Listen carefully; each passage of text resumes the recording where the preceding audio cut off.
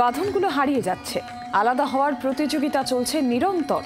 শ্যামবাজার পল্লী সংঘ আবার পুরনো বাঁধনে বাঁধতে চলেছে শহর কলকাতাকে।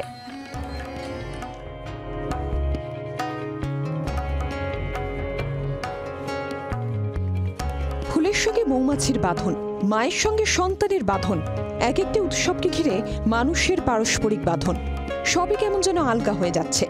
যতটুকু না হলেই নয়, ভদ্রতার খাতিরে শুধু থেকে যাচ্ছে সেইটুকুই।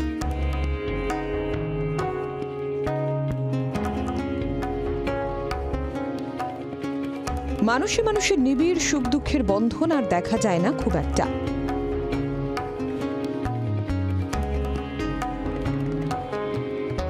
মানুষের বন্ধনটা একদম বর্তমান দিনে একদম নিশ্চিহ্ন হয়ে গেছে। সেই জন্য সেই বন্ধনটা যদি ফিরিয়ে আনানো যায়, একান্নবর্তী পরিবার হারিয়ে গেছে। সব এখন নিউক্লিয়ার ফ্যামিলি, 2জন 4জন, সবাই মোবাইল নিয়ে ব্যস্ত। একটা খাটে বাবা মা ছেলে মেয়ে 4জনে বসে রয়েছে, 4জনে 4টে মোবাইল, কিন্তু সেখানে কোনো কথাবার্তা নেই। আমাদের ছোটবেলার জীবন তাই ছিল না।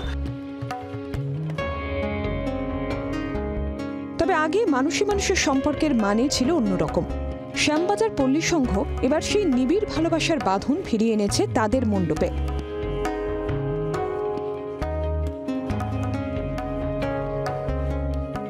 63তম বর্ষে শিল্পী বাদল মিস্ত্রির হাতে তৈরি হয়েছে বাঁধনের আবহ। বন্ধনগুলো ক্রমশ হারিয়ে যাচ্ছে। মায়ের সঙ্গে সন্তানের বাঁধন, স্বামীর সঙ্গে স্ত্রীর বাঁধন, বন্ধুত্বের পারস্পরিক বাঁধন। গোটা কলকাতা শহরে, গোটা রাজ্যে এই মুহূর্তে বাঁধনের বড় অভাব।